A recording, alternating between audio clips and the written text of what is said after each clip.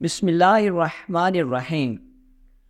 250 برس سے زائد اس مارکہ آرائی میں جرمنی، فرانس، برطانیہ اور عرب کے تمام عیسائی حکمرانوں نے حصہ لیا۔ ان صلیبیوں کا مقابلہ عالم اسلام کے بڑے بڑے حکمرانوں جن میں والی حسن، عماد الدین زنگی، سلطان نور الدین زنگی اور سلطان صلاح الدین ایوبی رحمۃ اللہ علیہ جیسے بہادر حکمرانوں نے کیا۔ ایوبی خاندان کے بعد مملوک صلیبیوں سے نبرد آزما رہے۔ اس طرح کل 7 بڑی صلیبی جنگیں ہوئیں۔ سلطان صلاح الدین ایوبی رحمۃ اللہ علیہ کا تعلق کرد قوم سے تھا۔ آپ 1138 میں موجودہ عراق کے شہر تکریت کے مقام پر پیدا ہوئے۔ آپ کا نام یوسف رکھا گیا۔ آپ رحمۃ اللہ علیہ نے سلطان نور الدین زنگی رحمۃ اللہ علیہ کے سائے تلے پروان چڑھے۔ 1160 میں جب صلیبیوں کو سلطان صلاح الدین ایوبی رحمۃ اللہ علیہ نے مصر سے باہر نکال کیا تو خلیفہ اسد الدین نے یوسف کو ملک الناصر صلاح الدین ایوبی کا نام عطا کیا۔ اس وقت آپ جوانی کے دور میں داخل ہوئے اور آپ کی عمر 22 سال تھی۔ سلطان نور الدین زنگی کی طرح سلطان صلاح الدین ایوبی رحمۃ اللہ علیہ کو بھی بیت المقدس سے عشق تھا۔ بیت المقدس یہودیوں، عیسائیوں اور مسلمانوں کے لیے خاص اہمیت کا حامل شہر ہے۔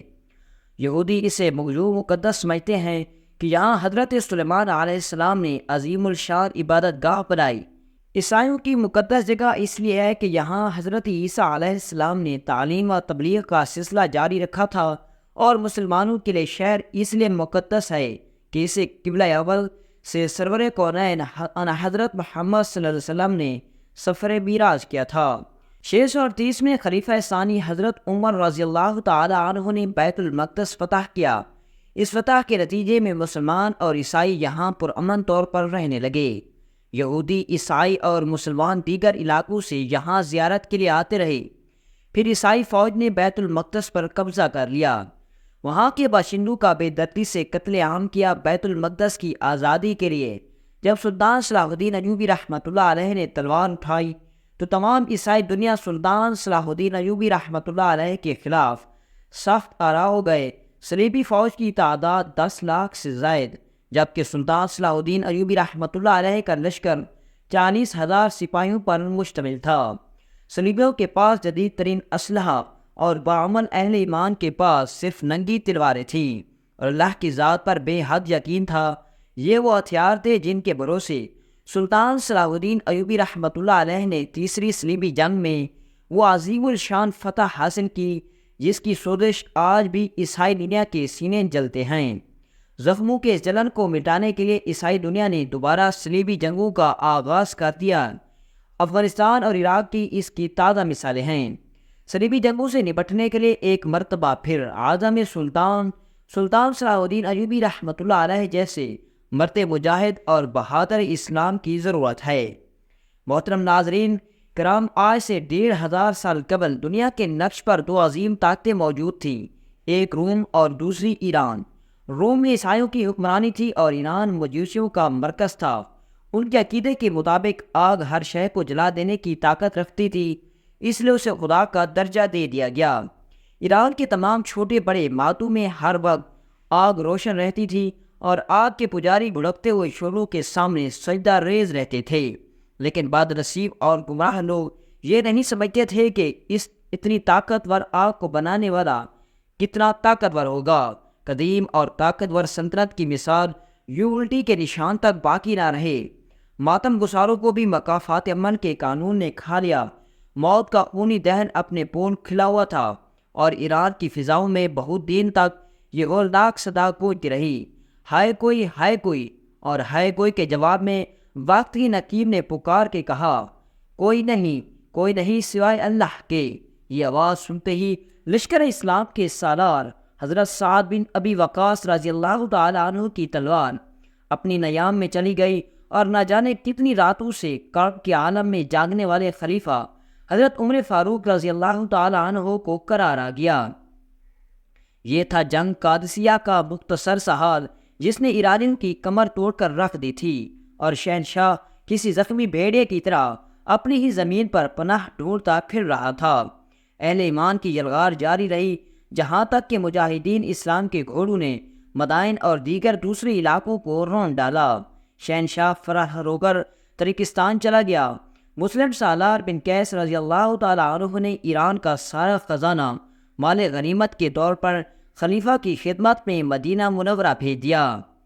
زور اور جواہرات کے اس انبار کو دیکھ کر حضرت عمر فاروق رضی اللہ تعالیٰ عنہ رونے لگے۔ پھر آپ نے مسجد نبوی صلی اللہ علیہ وسلم میں حاضر ہو کر اہل ایمان کے اجتماع سے خطاب کرتے ہوئے فرمایا، معبود حقیقی کے نام لیواؤں کو خوشخبری سنا دوں کہ آج مجوسیوں کی سلطنت برباد ہو گئی، اب ان کی ملک کی زمین کا ایک ایک ٹکڑا بھی ان کے قبضے میں نہیں رہا۔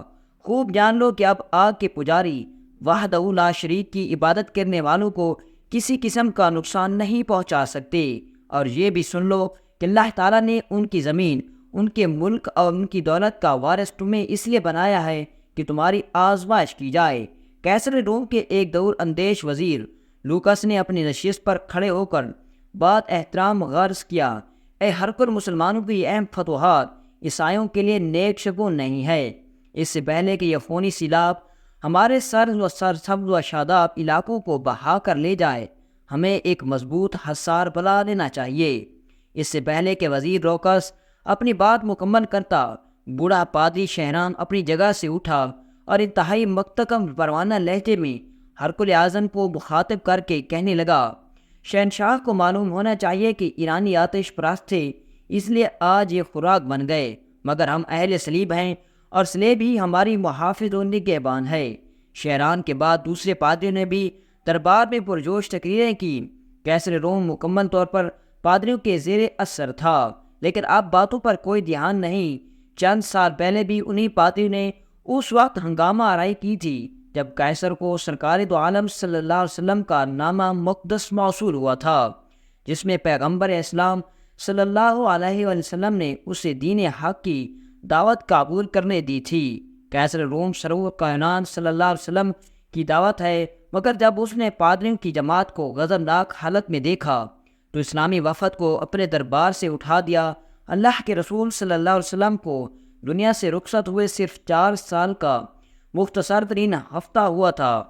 دنیا کے بڑے بڑے کاہن، نجومی، سیاست اور جنگ کے ماہرین سوچ بھی نہیں سکتے تھے کہ پیغمبر اسلام کے نام لیوا صحرا کے دامن سے نکل کر ایران جیسی عظیم طاقت کو الٹ کر رکھ دیں گے۔ وہ ایرانی جو خود کو دنیا کی سب سے مہذب اور طاقتور قوم کہلاتے تھے، جب پہلی بار مسلمان سفیر حضرت عبداللہ بن حذیفہ رضی اللہ تعالیٰ عنہ حضور اکرم صلی اللہ علیہ وسلم کا نامہ مقدس لے کر ایرانی شہنشاہ کے دربار میں ایک خاص ادبہ بے نیاز اور جلال ایمانی کے ساتھ داخل ہوئے تھے تو ایرانی شہنشاہ نے صحابی رسول صلی اللہ علیہ وسلم کو بڑی نفرت اور حقارت کے ساتھ دیکھا تھا۔ پھر خسرو پرویز نے نام رسول صلی اللہ علیہ وسلم کو چار کرتے ہوئے پوری عرب قوم کو انتہائی ذلت آمیز لہجے میں مخاطب کرتے ہوئے کہا تھا، حضرت عبداللہ رضی اللہ تعالیٰ عنہ نے رسالت میاب صلی اللہ علیہ وسلم کی خدمت میں اقدس میں حاضر ہو کر نام مبارک چاک کرنے کا واقعہ سنایا تو سرور کونین صلی اللہ علیہ وسلم نے فرمایا، کسرو نے میرا وفد چاک نہیں کیا، اپنی حکومت کے ٹکڑے ٹکڑے کر دیے۔ چند روز بعد ہی خسرو پرویز کے بیٹے شیرویہ نے بڑی بے رحمی کے ساتھ اپنے باپ کو قتل کر ڈالا کہ چند سال بعد حضرت عمر فاروق رضی اللہ تعالیٰ عنہ نے ایرانی سلطنت کے مضبوط ترین ستونوں کو کسی بوسیدہ کتاب کے اوراق کی طرح ہوا میں اڑا دیا۔ قیصر روم کا وزیر لوکس اس واقعے سے باخبر تھا، اس لیے اس نے برے دربار میں مسلمانوں کی فتوحات اور یلغار کے سلسلے میں اپنی خدشات ظاہر کیے۔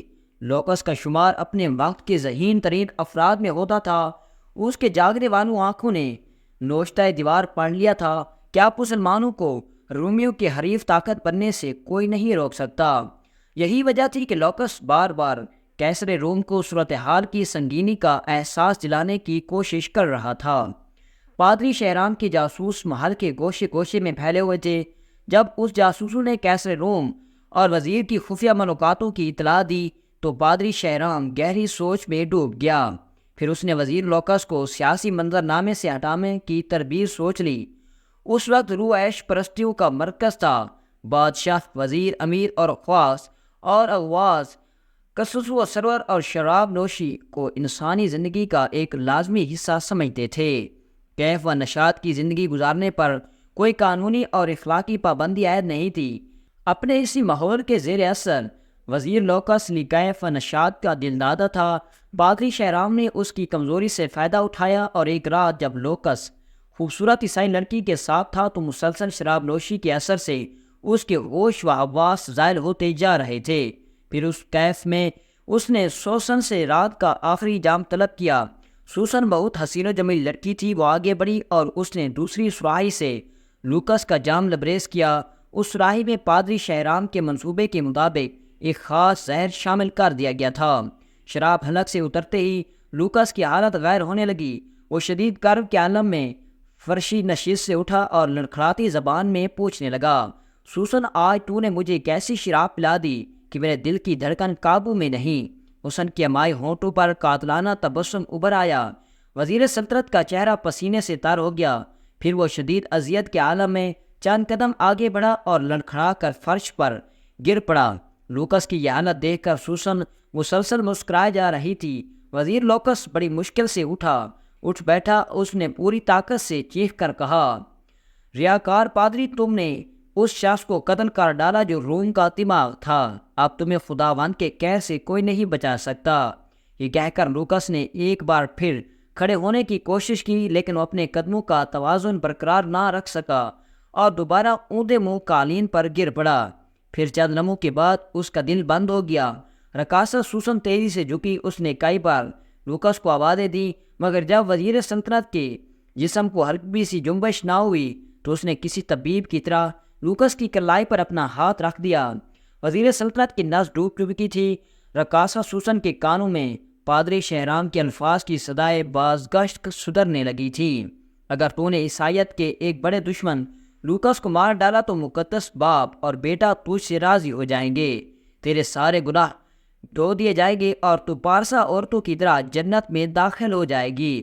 پھر جب رقاصہ سوسن وزیر سلطنت لوکس کے کمرے سے نکل کر محل کی راہداری سے گزر رہی تھی تو اس کے دل و دماغ پر سرشاری کی عجیب سی کیفیت طاری تھی۔ سوسن کو یوں محسوس ہو رہا تھا جیسے وہ جنت کی کسی وادی میں بحر کرام ہو۔ دوسرے دن قیصر روم اپنے مشیر خاص کی لاش پر اداس کھڑا تھا۔ شاہی طبیب نے تمام کوششوں کے باوجود اس زہر کی نشاندہی نہ کر سکے جسے پادری شہرام نے بڑی ذہانت کے ساتھ لوکس کے جسم میں داخل کرایا تھا۔ پھر وہی ہوا جس کی پیش گوئی لوکس نے اپنی موت سے پہلے کی تھی۔ اب اسلامی لشکر عیسائی سلطنت کی طرف پیش قدمی کر رہے تھے۔